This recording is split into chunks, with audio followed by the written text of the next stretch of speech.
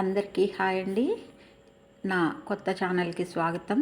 Today special అంటూ మీ ముందుకు వస్తున్న నా ఛానల్లో ఎక్కువగా తమిళనాడు టచ్ అయ్యే తిరుపతి ఆథెంటిక్ స్పెషల్స్ చూపిస్తానండి. మా ఇంట్లో చేసుకునే ఈ ఫ్రై చాలా టేస్టీగా ఉంటుంది. అలాగే స్నాక్ లాగా చపాతీలో కూడా బాగుంటుంది. ఒకసారి ట్రై చేయండి. లేత మునగాకు తీసుకుని కడిగి ఇలా పక్కన పెట్టుకోండి. పచ్చిమిర్చి ఒక 3-4 తీసుకుని సన్నగా తరిగి పక్కన పెట్టుకోండి. ఇప్పుడు స్టవ్ మీద మూకుడు పెట్టి వెలిగించి మూకుట్లో కొద్దిగా ఆయిల్ వేసుకోండి. అంటే కొద్దిగా కాదు, మరి కొంచెం ఎక్కువే పడుతుంది. ఎందుకంటే కోడిగుడ్డు వేస్తాం కాబట్టి వీటికంతా కొంచెం ఆయిల్ ఎక్కువ ఉంటేనే టేస్ట్ బాగుంటుంది. అలాగే నీచు వాసన రాకుండా ఉంటుంది. అందులో పచ్చిమిర్చి వేసుకుని కడిగిన మునగాకు కూడా వేసుకుని సిమ్లో పెట్టి కాసేపు అలా కలుపుతూ ఉంటే బాగా మగ్గుతుంది.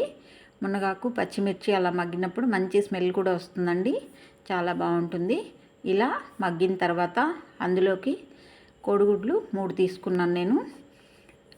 మీరు కొంచెం ఎక్కువ చేసుకోవాలనుకుంటే ఎక్కువ మునగాకు తీసుకోండి, ఎక్కువ గుడ్లు తీసుకోండి.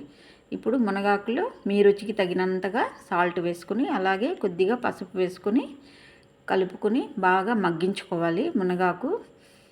మగ్గిపోయిన మునగాకులోకి కోడిగుడ్లు కొట్టి వేసుకోవాలండి. గుడ్లు మునగాకుతో అసలు కాంబినేషన్ ఎలా ఉంటుంది అనుకుంటారు కదా, కానీ ఒక్కసారి చేసి చూడండి. ఎంత టేస్టీగా ఉంటుందో మీకే తెలుస్తుంది. అలాగే మునగాకు తినని పిల్లలు కూడా చాలా బాగా తినేస్తారు.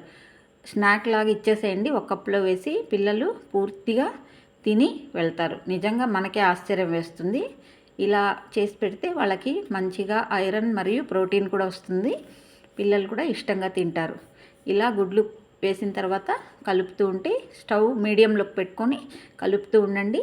అలా చక్కగా వేగిపోతుంది. ఇప్పుడు స్టవ్ ఆఫ్ చేసుకొనేసి మీరు సర్వింగ్ బౌల్లోకి తీసుకొని అలా తినేసేయచ్చండి. అసలు రైస్లో కానీ లేదు చపాతీలో కానీ చాలా బాగుంటుంది.